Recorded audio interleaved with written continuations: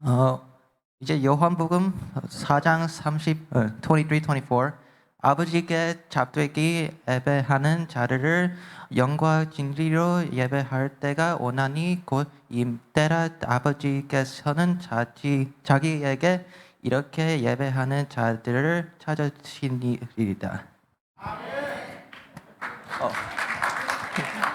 하나님은 영이시니 예배하는 자가 영과 진리로 예배할지니라.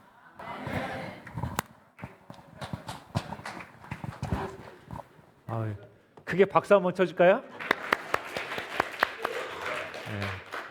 저는 영어로 할 줄 알고 기다리고 있었는데 감사합니다. 하나님께서는 우리가 우리의 삶으로 예배하기를 원하실까요? 네. 하나님께서는 우리가 우리의 삶을 통해서 그분을 증거하고 나타내기를 원하십니다. 그래서 오늘 이 안식 예배 시간에 여러분들과 함께 참된 예배자여 고난을 노래하라는 제목으로 하나님의 말씀 함께 묵상하겠습니다. 요즘 여러분들이 가장 많이 사용하는 단어가 있다면 어떤 단어를 좀 많이 사용하세요? 사랑해. 지사님 뜨거우십니다. 다양한 단어들을 우리 삶 속에서 사용하면서 살아갑니다. 그렇죠? 근데 한국에 있는 사람들은 어떨까요? 한국에 있는 사람들이 세대별로 사용했던 동사들을 한번 정리해 봤어요. 어떤 말들을 가장 많이 하면서 요즘 살아가고 있는가.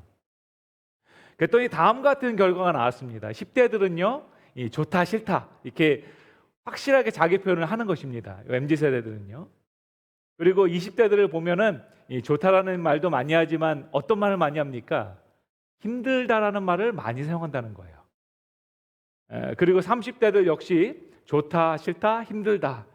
그리고 40대 역시 좋다 힘들다. 그리고 50대 때는요 없다라는 말을 한대요. 왜냐하면 자녀들이 맨날 돈 달라고 하니까 없다고.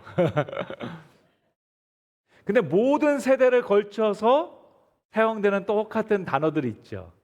어떤 겁니까? 힘들다는 것입니다. 10대들도 힘들고 20대들도 힘들고 30대, 40대, 50대 모두 다 요즘은 힘들다라는 것이죠. 시대적 상황들을 바라보면은 힘든 시대로는 살아갑니다. 그렇죠? 물가도 많이 올라가고요. 정치적 상황들도요. 저희가 원하는 대로 흘러가지 않습니다. 그래서 마음이 답답하기도 하고 특히 한국에는 아까 기도하신 것처럼 산불이 나서요. 많은 사람들이 피해를 입고 도망가기도 하고 어려움을 당하기도 합니다. 미국에 사는 우리들도 역시 힘들까요? 힘든 삶 우리는 살아가고 있다는 것이죠. 한국의 한 방송에서 유명 연예인이요. 자신의 그 젊을 때를 회상하면서 한 노래를 지었다 그래요. 근데 그 노래 가사가 다음과 같습니다. 나 20살 적에 하루를 견디고 불안한 잠자리에 누울 때면 내일 뭐 하지 내일 뭐 하지 걱정을 했지. 눈을 감아도 통 잠은 안 오고 가슴은 아프도록 답답할 때 난 왜 안 되지? 왜 난 안 되지? 되뇌었지. 자신의 젊을 때를 회상하면서 내일 당장 내가 무엇을 하고 살아가야 될지 모를 때 그 답답함과 힘듦을 그는 노래했다라는 것이죠.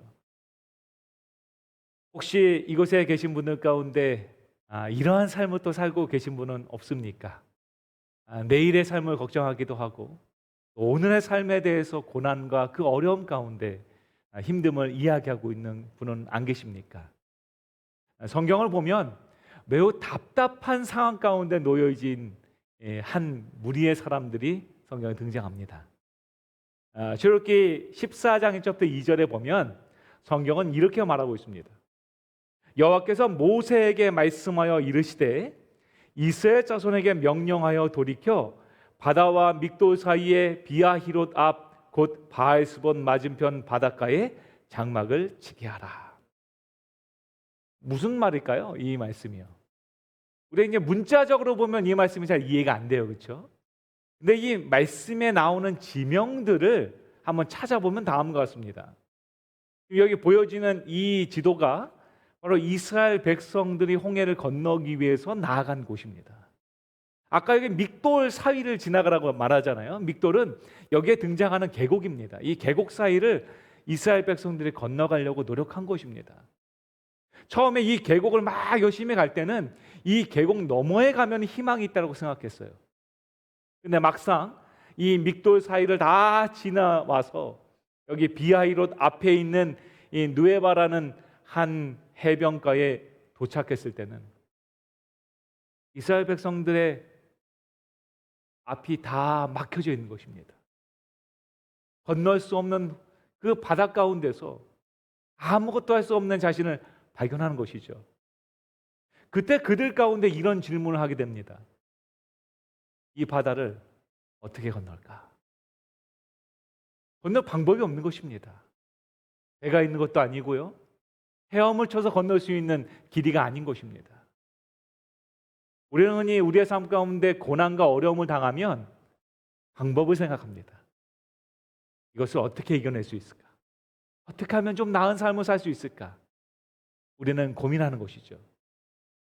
그러나 하나님은 이스라엘 백성들이 그 홍해 앞에서 이것을 어떻게 건널까를 고민하기를 원하지 않으셨어요. 하나님이 그들에게 원하셨던 그들의 질문은 무엇이냐면 왜 하나님이 나를 이곳으로 인도하셨는가라는 것입니다. 여러분, 저희는 샬럿 교회에 지금 있습니다. 그렇죠? 이태리 교회가 아니에요. 그렇죠? 하나님께서 여러분들을 각각 이곳으로 인도하신 이유는 무엇일까요? 아마 다 여기까지 오는 여정이 다르셨을 것입니다. 어떤 분은 여기서 태어나기도 했고요. 어떤 분은 한국에서 나중에 와가지고 어렵게 영어 배우면서 정착하신 분도 계실 것입니다. 하나님께서 우리를 이곳으로 모이신 그 부르심은 다 다양합니다. 어떤 사람은 집사로 부르셨고, 어떤 사람은 장로로 부르셨고, 어떤 사람은 사역자로 부르셨고, 어떤 사람은 평신도로 부르셨어요. 그러나 우리가 이곳에 모인 가장 중요한 이유를 우리는 발견해야 된다는 것이죠. 그러기 위해서 여러분, 인생의 시작 질문을 잘해야 합니다. 이 똑같은 고난을 당하여도 다른 질문을 하는 것에 따라서 그 인생이 바뀔 수 있다는 것이죠. 그럼 퀴즈 하나 내볼게요. 여기 보이시면 네모가 보이시죠? 제가 저만 보이는데 화면 이사님, 네, 네모가 보이시죠? 여러분, 이 네모 가운데 제가 글씨를 하나 쓸게요. 한번 맞춰보세요. 여러분, 무슨 글자일까요? 네? 목사님, 교인들 단합이 안 돼요. 무슨 글자 같아요? 예, 어떤 목소리 큰 분이 13 하니까 13 같고 또 다른 분이 B 하니까 B 같고, 그렇죠? 만약 제가 이 밖에다 글씨를 한번 써볼게요. 이렇게 쓴다면 가운데 있는 글자는 무슨 글자일까요? B죠. 예. 근데 제가 이 옆에다가 이렇게 글자 쓰면 안에는 뭘까요? 13이죠. 우리는 흔히 우리 가운데 있는 안에 있는 글자가 더 중요하다고 생각하지만 사실은 이 글자 주변에 있는 이 프레임이라고 말하는 바로 이 주변의 상황이 더 중요하다는 것입니다. 우리의 삶 가운데 일어나는 고난이 중요한 것이 아니라 그 고난을 어떠한 눈으로 바라보느냐가 더 중요하다는 것이죠. 지금 이스라엘 백성들은 홍해 앞에 모여 있습니다. 근데 그 홍해 앞에 모여 있는 이스라엘 백성들을 바라보는 여러 가지 시간들이 있어요. 첫 번째 관점은 뭐냐면 이 바로가 바라보는 것입니다. 성경은 말하기를, 출애굽기 14장 3절은 말하기를, 이 바로가 이스라엘 자손에게 대하여 말하기를 그들이 그 땅에서 멀리 떠나 광야에서 뭐 했다고요? 광야에 갇혀 있다는 것입니다. 이 바로의 관점에서 보니까 이스라엘 백성들은 갇혀 있는 삶이에요. 아무것도 하지 못하고 앞으로 가지도 못하고 저거는 실패한 삶이야 라고 말하는 것입니다. 특별히 여기에 보면은 멀리 떠났다라고 표현하고 있잖아요. 이 멀리 떠났다라는 이 표현의 히브리어 의미를 바라보면 어지럽다라는 의미를 갖고 있거든요. 멀리만 간 게 아니라 이 바로가 봤을 때는요, 저 길로 가면 안 되는데 막다른 골목과 같은 저런 길로 뺑글뺑글 돌아가는 것입니다. 그러니 바로가 봤을 때 이스라엘 백성들의 삶은 뭐냐면 갇힌 것 같다는 거예요. 여러분, 세상의 사람들이 우리를 바라본다면 우리는 어떨까요? 아마 갇힌 사람 같을 거예요. 폐쇄적이고 하나님밖에 모르는 사람 같고 이 하나님 열심히 믿는다고 하지만 막상 그들이 받은 축복이 뭔가 하고 말한다는 것이죠. 그러나 또 다른 관점이 있습니다. 뭐냐면 그 앞에 서 있는 이스라엘 백성들의 관점이에요. 성경은 뭐라고 표현하냐면 11절은 이렇게 말합니다.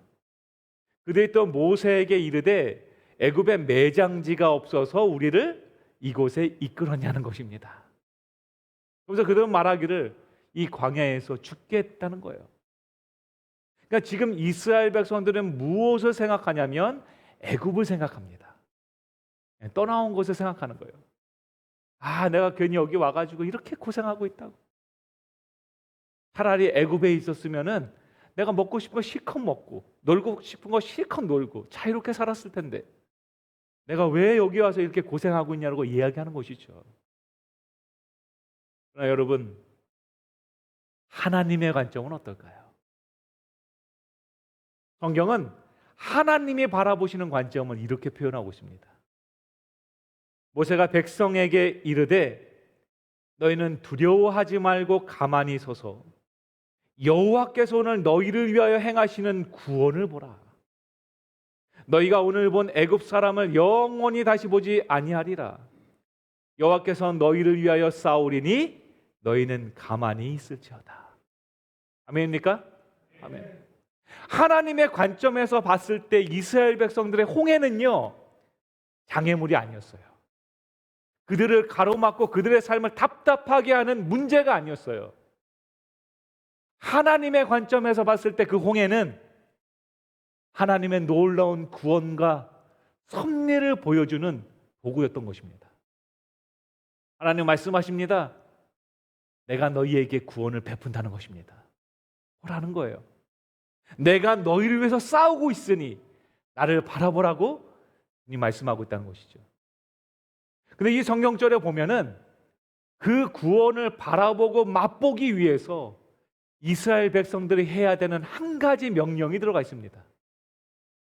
어떤 명령이 숨어 있습니까? 하나님 이스라엘 백성들에게 뭐 하라고 지금 명령하고 계세요? 뭐 하라고요? 가만히 있으라는 것입니다. 저는 이 성경절을 보면서 아니 주님께서 왜 가만히 있으라 그랬을까? 그런 생각을 좀 해봐요. 여러분, 가만히 있는 게 쉽습니까? 어렵습니까? 쉬워요? 어려워요? 여러분, 이거보다 쉬운 게 어디 있어요? 가만히 있기만 하면 돼요. 아무것도 움직이지 않고. 제가 이 성경절의 의미가 무엇일까를 막 묵상하는데 하나님께서 주신 이 말씀을 조금 더 깊이 바라봤어요. 우리가 흔히 생각했을 때 모세가 지팡이를 딱 드는 순간 어떤 일이 벌쳐집니까? 바다가 쫙하니 갈라지는 것을 우리는 봅니다. 그렇죠? 어린아이들이 보는 그 애니메이션에도 보면은 모세가 손을 탁 드니까 바다가 쫙 갈라지는 것입니다. 여러분, 정말 그랬을까요? 정말 그런 기적 가운데서 그들이 있었던 것입니까? 성경을 다시 한번 보면은 출애굽기 14장 21절은 이렇게 표현하고 있습니다. 모세가 바다 위로 손을 내밀매 여호와께서 무엇을 시작하세요? 큰 동풍이 밤새도록 바닷물을 물러가게 하니 물이 갈라져 바다가 마른 땅이 된지라. 여러분, 이 성경절은 모세와 하나님 그리고 이스라엘 백성들의 연합으로 이뤄낸 기적을 말하고 있습니다. 첫 번째, 모세가 한 일은 무엇입니까? 성경을 말하면 모세가 바다 위로 믿음 가운데 손을 들어야 돼요. 우리 목사님이 말씀에 손을 들고 이곳으로 가야 된다고 외치는 것입니다. 그러니까 어떤 일이 시작되냐면 여호와께서 일하세요. 하나님께서 모세의 기도대로 바다를 가르시는 것입니다. 여러분, 그렇다면 이 말씀 가운데 이스라엘 백성들이 한 사역은 무엇입니까? 이스라엘 백성 얘기는 안 나오잖아요. 여기에 자세히 보면 하나님이 모세가 손을 든 이후에 하신 행동은 무엇이냐면 큰 동풍을 밤새도록 부시는 것입니다. 아까 우리 지도 봤죠? 이스라엘 백성들이 지금 어디 있어요? 여기 피하히롯이라고 말하는 이 누에바 비치에 지금 있는 것입니다. 여러분, 여기 그림에서 동쪽은 어디일까요? 동쪽이 어디예요? 바다 건너편이 동쪽이에요. 그럼 여호와께서 큰 동풍을 밤새도록 부르셨다고 얘기했는데 그 동풍은 어디서 불어오는 것입니까? 동쪽에서 불어오는 것입니다. 그걸 동풍이라고 말하죠. 그러니까 주님께서 이스라엘 백성들에게 너희는 가만히 있으라고 말하는 것은 아무것도 하지 않은 채 포기하고 자포자기한 채로 있는 것을 말하는 것이 아닙니다. 모세가 손을 들자 저 바다 건너편에서 요르단 사막에 있는 뜨거운 바람이 불어오기 시작하는 것입니다. 여러분, 바다를 가를 정도의 바람이니까 얼마나 셌겠어요. 밤새도록 그들을 향해서 바람이 불어오는 것이죠. 뒤에는 애굽의 군사들이 있고 주님께서 불로써 불화염으로써 그 길을 막으셨어요. 그 뒤로는 돌아갈 수 없습니다. 앞에서는 바람이 막 불어옵니다.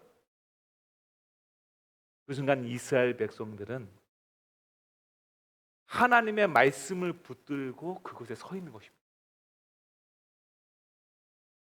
말씀 위에서 흔들리는 이 모든 상황 가운데서도 굳건한 믿음으로 손을 잡고 서 있는 것이죠.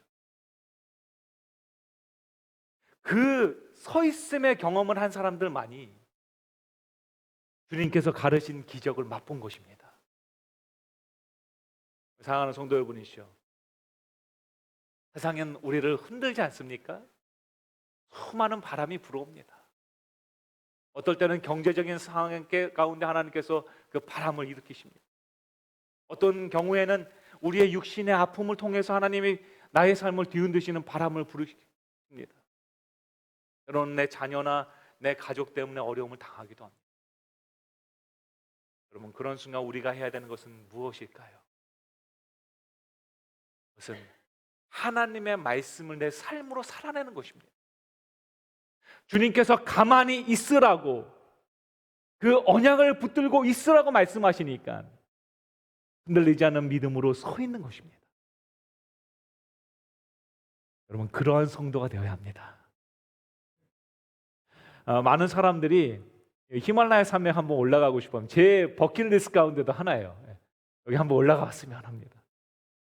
그러면서 어떤 꿈을 꾸냐면 다 이 산 위에 올라가가지고 태극기 다 휘날리면서 멋지게 사진을 찍는 것을 꿈꾸죠. 그것을 저마다 성공이라고 생각하고 희망하는 것입니다. 근데 여러분, 히말라야 산맥의 정상을 가기 위해서는 반드시 한 문을 지나가야 돼요. 근데 그 문에는 뭐라고 써 있냐면 이런 글귀가 써 있다고 해요. 히말라야의 모든 날들이 위대한 것은 아니다. 무슨 말입니까? 맨날 샬롯처럼 날씨가 좋지 않다는 거예요. 여기처럼 맨날 온화하고 따뜻한 것이 아니라 어떨 때는 미시간처럼 눈보라가 휘날리면서 한밤중에 걸어야 되는 순간도 있다는 것이죠. 이러한 고난의 시간을 겪은 사람만이 히말라야의 위대함을 경험한다는 것입니다. 어떨 때는 칠흑 같은 어두움 가운데 한 발짝도 앞에 나가지 못하고요, 추위 가운데 앉아서 하루를 버텨야 되는 시간도 존재한다는 거예요. 그러나 이러한 시간을 이겨낸 사람만이 바로 그 산의 아름다움을 발견할 수 있다는 것입니다. 우리의 생애는 그렇습니다, 여러분. 제가 좋아하는 책 가운데 1000번의 순종이라는 책이 있는데 이 1000번의 순종이라는 책에 보면 다음과 같은 글귀가 나와요. 세상 사는 것이 버겁고 무겁다. 성공을 위해 달려왔지만 영혼은 병들어가고 있다. 체면을 위해 좋은 차와 집을 구했지만 여전히 빛 가운데 허덕이고 있다. 좋은 학교에 진학시키고자 자녀들을 멀리 보내고 나니 집이 텅 비어 버렸다. 그렇죠? 제가 보니까 미국인의 삶이에요. 자녀들이 고등학교를 졸업하고 대학에 다 가고 나면은 집은 텅 비어 가는 것입니다. 좋은 차와 집을 갖고 있지만 여전히 이 론 가운데 살아가잖아요, 우리는요. 예. 세상에 사는 것이 무겁고 버거운 것입니다. 계속해서 책은 말합니다. 이런 모습을 바라보시며 주님의 심장은 지쳐간다. 예수를 믿는 사람과 안 믿는 사람이 아무런 차이도 없는 이 세대를 보시는 예수님의 심장은 잦아 들어간다. 사람들이 교회에 앉아 있지만 예배는 없다. 교인들의 서로의 이득을 위해 싸우다가 세상의 법적으로 나간다. 주님의 심장 소리는 점점 작아진다. 이 세상에 지쳐서 교회에 왔는데 교회에서도 지쳐가는 것입니다. 병들어가는 것이죠. 녹록하지 않은 것입니다. 그래서 우리의 마음 가운데 있었던 하나님의 말씀은 점점 희미해져 가요. 그러면서 이 저자는 굉장히 중요한 한마디를 합니다. 그것은 뭐냐면 하나님의 말씀은 내가 살아낸 만큼 내 것이 된다. 여러분이 하나님의 말씀은요, 내 삶으로 증명하는 것입니다. 내가 살아낸 것만큼 이 하나님의 말씀은 살아서 내 안에 있다라는 것이죠. 오늘 여러분의 마음 가운데는 살아있는 하나님의 말씀이 거하고 계십니까? 아멘. 사실 저도 이 의미를 잘 몰랐어요. 제가 목회를 하면서 하나님하고 한 서약이 하나 있습니다. 그것은 뭐냐면 하나님, 제가 가고 싶은 곳이 아니라 하나님 부르시는 곳으로 가겠습니다. 그래서 제가 한국에서 목회를 하고 있는 중간에 어느 날 갑자기 핸드폰으로 전화가 왔어요. 전화가 와서 뭐라고 그러시냐면, 목사님, 지금 일본에 선교사가 필요합니다. 그러니 목사님 가시죠? 그러시는 거예요. 그때 지금 저희 큰애가 돌도 지나지 않을 때였어요. 결혼해가지고. 상황적으로 갈 수 있는 상황이 아니에요. 교회를 맡은 지 2년밖에 되지 않았고 아이도 어리고. 제가 목사님한테, 목사님 제가 기도할 시간을 주시면 감사하겠습니다 하고 전화를 끊었어요. 그리고 제가 저희 집사람한테 이야기하는 것입니다. 여보, 지금 일본에 선교사가 필요하다는데. 제가 전화를 받았어요. 어떻게 하면 좋을까요? 저는 내심 무엇을 원했냐면, 여보 지금 애가 어린데 지금 무슨 선교사입니까? 라고 얘기하기를 원했어요. 저희 사람이. 저희 사람이 저보다 믿음이 더 좋거든요. 저를 뚫어지게 쳐다보면서 그러는 거예요. 여보 기도했어요? 제가 이걸 위해서 우리 기도합시다. 그리고 저희 집사람과 제가 기도를 시작하는 것입니다. 기도를 쭉 하는 중간에 그냥 마음 가운데 계속해서 하나님하고 제가 목회를 나오면서 들었던 서약이 떠오르는 거예요. 그 말씀이 제 마음에 꼭 박히는 것입니다. 하나님, 제가 가고 싶은 곳이 아니라 부르는 곳으로 가겠습니다. 제가 기도를 마치고 저희 집사람하고 이야기하면서 그랬어요. 여보, 내가 사실은 목회를 하면서 이런 서약을 했는데 기도하는 중간에 그 말씀이 제 마음을 떠나지 않아요. 어떻게 하면 좋을까요? 저희 사람이 한마디를 하더라고요. 그러면 가야죠. 가야죠. 그래서 저희 아이를 데리고 일본에 갔습니다. 일본어 한마디도 못하고 글자도 못 읽으면서 일본 선교를 하러 간 것입니다. 일본 선교의 삶은 녹록지는 않았어요. 하나님께서 많은 축복을 주셨지만 정말로 일본어도 배워야 됐고, 또 일본어 현지 교회였기 때문에 일본어로 설교도 해야 됐고, 여러 가지 어려움들이 있었던 것입니다. 그렇게 하나님께서 하루하루를 인도하시면서 많은 축복을 주셨어요. 교회에 어린아이들이 없었는데 제가 봉헌식을 거기서 4번을 했거든요. 아이들이 4명이나 태어나게 됐고요. 또 저희 아이들도 2명이 더 태어나게 됐어요. 하나님이 축복을 더 주셔가지고. 그래서 제가 일본에 이제 5년의 사역을 거의 마쳐가면서 일본 합회에서 혹시 일본에 남을 마음은 없냐고 물어보는 상황 가운데 있었습니다. 하나님께 기도하고 있는 중이었어요. 많은 고민을 하고 있는 중간에 이제 저희 큰아이가 유치원을 졸업할 때가 돼서 가족이 다 같이 유치원 졸업식에 참석한 곳입니다. 거기서 막 아이들 준비한 그런 노래도 부르고 율동도 하고 또 상도 나눠주면서 막 그렇게 시간을 보내고 있었어요. 갑자기 건물이 흔들리기 시작하는 것입니다. 일본은 원래 지진이 많거든요. 거의 1년에 한 수십 번은 지진을 경험하는데 저는 그렇게 일본 사람들이 당황하고 무서워하는 것을 본 적이 없습니다. 그 강당의 건물이 흔들리기 시작하는데 바바바바박 하면서 건물의 모든 것들이 흔들리고 설 수가 없는 상태가 되는 것입니다. 저희 집사람이 두 아이를 끊고 제가 앞으로 가가지고 예진이 저희 큰아이를 끌어안고 안으면서 엎드렸어요. 그렇게 10분 가까이 건물이 흔들리는 것입니다. 그래서 교장 선생님이 도저히 안 되겠는지 강당의 문을 여시면서 빨리 나가라고, 빨리 운동장으로 뛰어가야 된다고. 저희 두 아이와 큰애를 안고 두 부부가 뛰는 것입니다. 운동장에 나가봤더니요, 아수라장이에요. 집들이 막 무너지기 시작하고 학교에 담이 막 쓰러지기 시작하고. 여러분 잘 아시는 것처럼 일본에 대지진이 일어난 것입니다. 쓰나미가 찾아와서 일본은 쑥대밭으로 만드는 거예요. 그때까지만 해도 이렇게 큰 일이 일어난지는 모르고 이제 도저히 안 되겠어서 아이들을 태우고 집으로 갑니다. 저희 교회가 1층 건물이고 2층이 집이었거든요. 교회 주차장에 딱 도착해서 집으로 뛰어가는 것입니다. 아수라장이에요. 책장은 다 쓸어 있고 TV는 박살이 나 있고 찬장에 있는 그릇들은 다 떨어져 있고 난리가 난 것입니다. 더 무서운 것은 무엇이었냐면 가는 동안에도 계속해서 지진이 있었지만 가서도 지진 때문에 집에 들어가지 못하는 거예요. 그날이 금요일이었거든요. 금요일날 오후 내내 지진이 있는 것입니다. 집 안에 들어가지 못하고 이게 저희 둘째 아이인데 당시에 저희 둘째 아이가 아빠 추워요 그러는 거예요.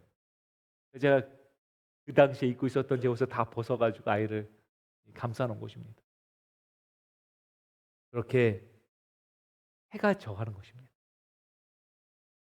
이제 해가 지면서 지진이 조금 잦아들어서 아이들을 데리고 집으로 들어갑니다. 집에 들어가서 이제 아이들을 재우는 것이죠. 침대에 눕히고 그 침대에다 온 집에 있는 모든 두꺼운 이불은 다 가져와가지고 애들 덮는 거예요. 그랬더니 저희 큰애가 그래요. 아빠 숨 막혀 죽을 것 같다고. 그래도 밤에 혹시 어떤 일이 생길지 모르니까 이 두꺼운 거 덮고 자야지 날 수 있어. 저하고 저희 집사람은 아이들 옆에서 손을 붙들고 자고 있는 거예요. 그리고 이제 안식일 아침이 되었습니다. 그날 교회에 찾아온 전교인이에요. 교인들은 아무도 교회 못 오고요. 저희 집사람하고 아이들 3명 준비해서 교회 간 것입니다. 그리고 아이들한테 어린이 노래를 불러주고 그다음에 설교하는 것이죠. 이럴 때 어떤 설교해야 돼요? 이영철 목사님. 제가 반석 위에 지은 집에 대한 설교를 합니다. 야, 모래 위에 지은 집과 반석 위에 지은 집이 있는데 모래 위에 지은 집은 무너지지만 반석 위에 지은 집은 안 무너져. 우리 집은 어디 위에 지었을까? 그랬더니 저희 둘째가 그래요. 콘크리트 위요.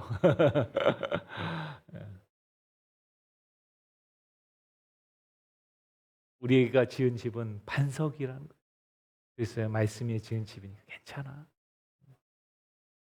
그리고 이제 기도하고 마치고 이제 애들을 데리고 집에 가는 거예요. 근데 문제가 뭐였냐면 물이 안 나오는 것입니다. 이틀 동안 물이 전혀 안 나왔거든요. 저희가 정수기에 사는데 정수기에 물이 다 떨어졌어요. 물이 없으니까 밥도 짓지 못하죠. 화장실도 다 수세시니까 갈 수도 없죠. 어려운 것입니다. 그런 와중에 또 아이들은 그래요. 아빠 목말라요. 하루를 지나니까 목마르다는 것입니다. 제가 자동차 키를 들고 나가는 것이죠. 가서 물을 좀 구해와야겠다고. 시동을 다 걸려고 하는데 저희 사람이 막 뛰어와요. 창문 내리라는 것입니다. 왜? 여보 지금 어디 가요? 제가 아니 물을 사오기라도 해야지 애들이 이렇게 목말라 하는데 제가 그랬잖아요. 저희 사람이 저보다 믿음 더 좋다고요. 그때서부터 요새 얘기하는 것입니다. 여보 안식일인데 어디 가요? 그때서부터 이제 신학적 논쟁이 벌어지기 시작하는 것이죠. 여보 예수님은 베드로와 제자들이 배고플 때에 밀을 비비셨는데 애들이 목마르다는데 물을 구해야 되지 않을까요? 저는 그래요. 믿음 없는 소리 하지 마세요. 그건 예수님이고 당신님은 예수님이 아니잖아요. 5분 가까이 이제 신학 논쟁을 펼치다 누가 졌을까요? 목사가 져야죠. 그래서 이겼어요. 시동을 끄고 집으로 들어옵니다. 그리고 이렇게 아이들하고 있는 거예요. 저희 사람이 제가 기도 좀 하고 싶다고 하면서 교회를 잠깐 내려간 곳입니다. 그렇게 1시간 정도가 지났을까요? 갑자기 저희 사람이 막 뛰어오는 거예요, 저한테. 그리고 말하는 것입니다. 여보, 집에 있는 냄비 좀 가져와요. 그러는 거예요. 왜? 그랬더니 물이 나와요. 여러분 보십시오. 저희 집이 2층이고 교회가 1층이에요. 그럼 교회 식당에 물이 나오면은 어디도 물이 나와야 돼요. 저희 집에도 물이 나와야죠. 제가 수도꼭지를 넣었는데 물이 안 나오는 것입니다. 무슨 물이 나와? 여보, 그냥 들고 와요. 믿음의 분량만큼 냄비를 가져가는 것이죠, 그렇죠? 이만한 거 가져갔어야 되는데 딱 라면 끓여 먹을 정도의 냄비를 들고 들어가는 것입니다. 내려가 봤더니 정말로 교회 식당에서요. 새끼 손가락보다 얇은 물줄기가 내려오고 있는 것입니다. 물을 거기서 받는 것이죠. 제가 가져간 냄비가 다 찬 다음에 물이 끊겼어요. 3일 동안 물이 나오지 않았습니다. 제가 그 냄비를 바라보면서 하나님 앞에 나아갔습니다. 무릎을 꿇었어요. 하나님 분명히 나의 삶 가운데 주님 고난이 없다고 말씀하신 것이 아니라 고난이 있음에도 불구하고 그 고난 가운데 함께 하겠다고 약속하셨는데 아버지 주님 제가 주님을 신뢰하지 못했습니다. 하나님의 말씀을 전한다고 하면서 이 말씀을 삶으로 살아내지 못했습니다. 하나님께 눈물로 기도한 것입니다. 저는 그 일을 잊지 못합니다. 하나님은 그 어려운 상황 가운데서 저희 가정을 인도하셨어요. 그 고난의 장면 가운데마다 함께 하셨습니다. 그리고 오늘 이곳까지 인도하신 것입니다. 우리 사랑하는 성도 여러분이시여, 오늘 우리 주님은 우리에게 이렇게 말씀하십니다. 나의 영혼이 잠잠히 하나님만 바라며 나의 구원이 그에게서 나오는도다. 오직 그만이 나의 반석이시오 나의 구원이시오 나의 요새이시니 내가 크게 흔들리지 아니하리로다. 아멘입니까? 다윗은 말합니다. 나의 영혼이 잠잠히 하나님만 바라보겠다는 것입니다. 여러분 왜 잠잠히 하나님을 바라본다고 했을까요? 다윗의 인생은요 너무나 고난이 많은 인생이었어요. 그가 하나님께 기름 부음 받은 순간부터 그의 인생은 꼬일 대로 꼬인 것입니다. 사울이 쫓아와서 고난 가운데 그를 밀어넣습니다. 어떨 때는 광야를 막 가면서 그 광야에서 외로움을 당합니다. 어떨 때는 자신이 돌봐줬던 사람들이 다윗을 향해서 돌을 던지려고 노력합니다. 이제 왕이 된 이후에는 평안했습니까? 그렇지 않아요. 내 아들한테 배신당하기도 하고요. 쫓겨서 멀리 도망가기도 하고요. 늘 어려움이 있는 삶을 살았던 거예요. 그러나 그는 말합니다. 주님, 나의 삶에 여러 가지 일들이 있지만 주님, 저는 조용히 주님만 바라보겠습니다. 주님만이 나의 삶의 구원이고 나의 삶의 반석이라고 그는 이야기하는 것입니다. 그래서 그는 말하죠. 오직 주님만이. He alone.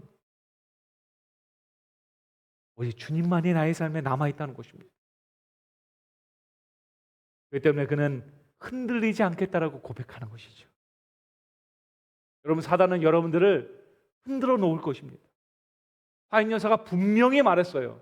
마지막 때가 되면 될수록 세상에 흔들릴 수 있는 모든 것들은 흔들릴 것이다. 그 흔들림 가운데 많은 성도들은 하나님의 성전을 떠나서 세상 가운데 나아가게 될 것이다. 이렇게 얘기했어요. 그러나 여호와만을 신뢰하는 사람들은 이 흔들림 가운데서도 살아남게 될 것이다. 여러분, 성경은 우리에게 분명히 말합니다. 그는 영원히 흔들리지 아니하며 의인은 영원히 기억되리로다. 그는 흉한 소문을 두려워하지 아니하며 여호와를 의뢰하고 그의 마음을 굳게 정하였도다. 여러분, 이 말씀이 오늘 우리의 삶의 말씀 되길 소망합니다. 세상에 흔들릴 수 있는 것은 다 흔들릴 거예요. 그러나 사단은 우리의 믿음을 흔들지 못할 것입니다.